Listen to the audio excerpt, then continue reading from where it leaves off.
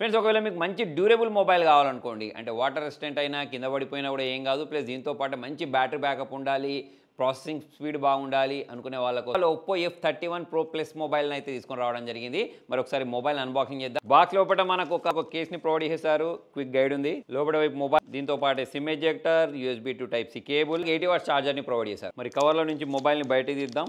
Wow, చూడండి చాలా స్టైలిష్గా షైనీగా అయితే మొబైల్ కనబడుతుంది. ఈ కలర్ అయితే నాకు చాలా బాగా అనిపించింది. ఇక్కడ మీరు కెమెరా మోడల్ చూడొచ్చు, దీనికి సంబంధించిన డిజైన్ చూడొచ్చు, చాలా అట్రాక్టివ్గా అనిపిస్తుంది. కింది వైపు Type C పోర్ట్తో పాటు స్పీకర్ గిల్స్ ఉన్నాయి. ఇంకోవైపు volume rocker power on button provide చేశారు. పైవైపు నాయిస్ క్యాన్సిలేషన్ బటన్ అయితే ఉంది. మొబైల్ యొక్క ఇన్హాండ్ ఫీల్ అనేది అయితే నాకు చాలా సూపర్గా అనిపించింది. దీనిలో మనకు 7000 mAh బ్యాటరీ వాడినా సరే మొబైల్ అనేది నాకు లైట్ వెయిట్గానే అనిపిస్తుంది.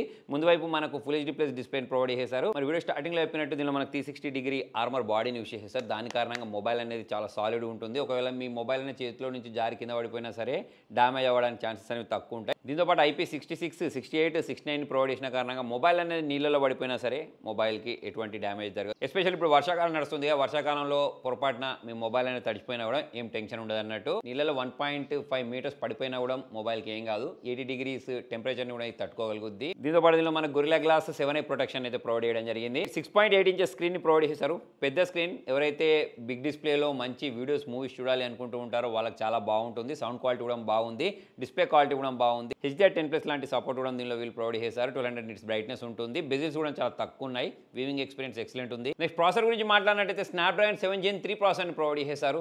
చాలా సూపర్గా పనిచేస్తుంది. మీరు గేమింగ్ చేసుకోవాలన్నా, మల్టీ టాస్కింగ్ చేసుకోవాలన్నా అన్నిటికీ ఇది చాలా బాగా వర్క్ అవుద్ది. ఆల్రెడీ ఇంతకుముందు చాలా మొబైల్స్లో ఈ ప్రాసెసర్ని మనం చూసాము. సో మరి డే టు డే లైఫ్లో చేసుకునే మీరు అన్ని రకాల పనులను అయితే దీనిలో ఆరాంగా చేసేయచ్చు. కెమెరా గురించి మాట్లాడితే 50 MP బ్యాక్ కెమెరాను ప్రొవైడ్ చేశారు. మెగాపిక్సెల్ సెల్ఫీ కెమెరా ఉంది. 4K 30 FPS back cam use చేసి సెల్ఫీ క్యామ్ యూస్ చేసి వీడియోస్ని రికార్డ్ చేయొచ్చు. OS సపోర్ట్ ఉంటుంది. మరి దీంతో క్యాప్చర్ చేసిన శాంపుల్స్ మీరు చూసేయండి. ఫ్రెండ్స్, ఈ వీడియో నేను బ్యాక్ క్యామ్ యూస్ చేసి రికార్డ్ చేస్తున్నాను. సో మరి దీనికి సంబంధించిన స్టెబిలిటీ, వీడియో క్లారిటీ మీరు ఇక్కడ చూడొచ్చు. నాకైతే స్టేబుల్గానే అనిపిస్తుంది. నెక్స్ట్ ఈ మొబైల్లో నాకు బాగా నచ్చింది ఏంటి అంటే దీని బ్యాటరీ లైఫ్. 7000 mAh బ్యాటరీ ఇచ్చారు, ప్లస్ 80 వాట్స్ ఛార్జర్ని ఇచ్చారు. కాబట్టి ఓన్లీ 45 మినిట్స్లో మనం మొబైల్ని ఫుల్గా ఛార్జ్ చేసేయచ్చు. ఆరాంగా మీకు నార్మల్ యూసేజ్కి అయితే 2 రోజుల వరకు బ్యాటరీ బ్యాకప్ వచ్చేస్తుంది. లేకపోతే మీరు హెవీ యూజ్ చేసినా సరే 1 డే వరకు అయితే బ్యాటరీ బ్యాకప్ వచ్చేస్తుంది. వాళ్ళు చెప్పేది ఏంటి అంటే 5 years పాటు మీరు ఆరాంగా ఈ మొబైల్ని వాడుకోవచ్చు అని చెప్తున్నారు. దీంతో పాటు ఇందులో మనకి డిస్ప్లే ఫింగర్ ప్రింట్ సెన్సార్ ఉన్న ప్రొవైడ్ చేశారు. చాలా ఫాస్ట్గా అయితే మొబైల్ వర్క్ అవుతుంది. ఒకవేళ మీకు డ్యూరబుల్ ప్లస్ మంచి బ్యాటరీ బ్యాకప్ ఇచ్చి మంచి కెమెరా సెంట్రిక్ ఫోన్ కావాలి అంటే ఈ మొబైల్ అనేది బాగుంటుంది. దీనికి సంబంధించిన ప్రైజింగ్ డీటెయిల్స్ కామెంట్లో పెడతాను. మరి మీకు ఈ మొబైల్ ఎలా అనిపించింది కింద కామెంట్లో రాయండి. Thank you.